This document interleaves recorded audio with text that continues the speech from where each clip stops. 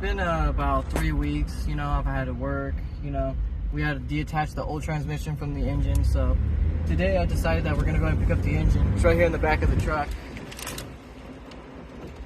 That's 351 Windsor, son. 351 Windsor, EFI, 80s. I believe it came out of like a Bronco or an F-250 or some kind of utility pickup truck. So. And what's currently in it right now? Inline 6, probably like a, I don't know, I think they call them like 255 or 250 inline 6.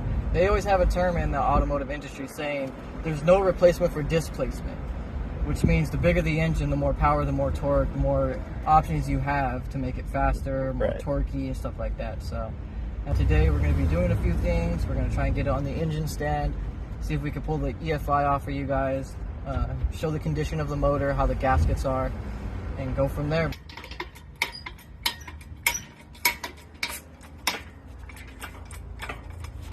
Alright guys, so here we are.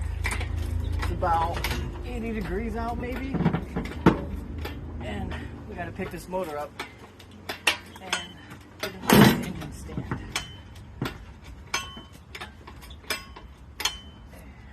Maybe we could bring it down a little bit and reposition the chain more on this side. Maybe we could, kind of weird.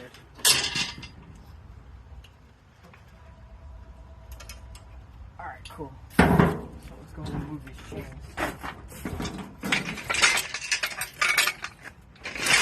There we go. See, now when the chain picks it up, it's going to pull more on this side than it will on the other side, thus evening out.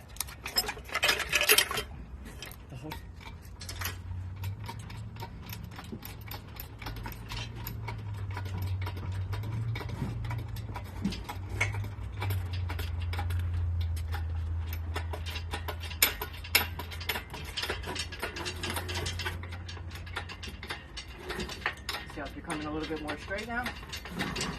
That's what we want, guys. And you just get it straight as you can. Let's do this.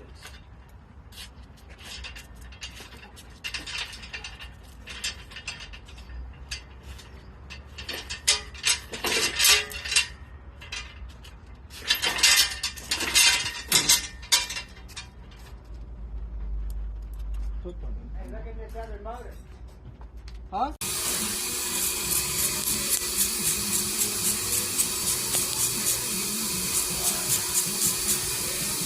So what we're doing right now is we're removing the exhaust. We got a lot of EGR going into the exhaust, which is exhaust gas recirculation. They need it for smog nowadays. We don't need it on our car. Our car is a 68 Mustang, so it's smog exempt. So therefore we won't need to have any on here. So that's what I'm doing today. I'm just stripping all this stuff off, see how much I can go. You guys can see here's the block. No pistons. The walls don't look too bad. Let me see if I can get a good focus on that. So the ring ridge here, see this line? Goes right along here. That is what you call ring ridge, which means that the piston is down here, but the piston rings never reach up to the top. They only stop at this black line here. So if you look, they all have ring ridge. It's not too bad, this black line here that goes along the top. It's not too bad. It's not too crazy. We might be able to hone it, clean it up. There you go.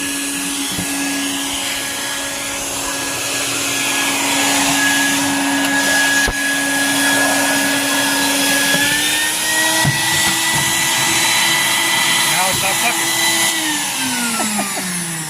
When it went into high gear like that? What did you do? Get a shot back in.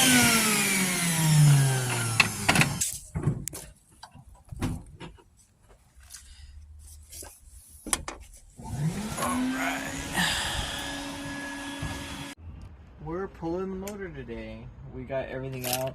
Thanks to Nick, the cameraman behind here, took out the radiator for us, so we got rid of that. Don't forget your coffee cup, bro. No, just playing. That's going on. If you follow me this way, we got Eddie in here vacuuming out the rest of the car. Got all the old parts. The bumper was inside, old drive shaft, other pretty much just trash that needs to go. That's pretty much what we're doing today. So, dump this old engine, get rid of this. We're pretty much taking out everything that's not a badass Mustang. Look at all the stuff that we got out of the car. This is all nothing but carpet and everything. Look at all the rust in the floor, all the spots. It's a lot. Way worse than I intended it to be. So that just goes with whenever you rescue an old car. So we gotta get new floors now. But that would be later. Now, let's get a badass motor in this car. Probably not the best idea like this, but we're doing it though. We got the hood off, so now we can go ahead and remove the motor. Before we do that though, it's very important that you mark all your wires, okay? It's not going to be the same setup because of course we're going with a different motor here, but we want to use a lot of the basic wiring, yeah. basic wiring that's already here. So for instance, like the coil positive here, we have our coolant temperature sensor. It's always important to mark all your wires before you start pulling things out. Otherwise, it becomes a cluster, you know, Guessing game. yeah, a cluster headache, you know. So we're going to start doing the same thing on this side. So like, this is the back of the alternator. So now we can go ahead and mark which one goes to our ground, which one goes to our positive charging, our exciter wire, all that other stuff. Gotta mark all that stuff. Which, good example, I did not mark here. Where do you sign? Go? No. Wait. Yeah, you're cramming into the Cross member? Yeah. We're choked up too high, I think. Alright guys, so here we are, plucking the motor. Me and Eddie got good points on it where we could lift it out of the car. We're going as high up as we can, and then we're going to try to clear this cross member here. You can clear it now if you drop the car. Yeah.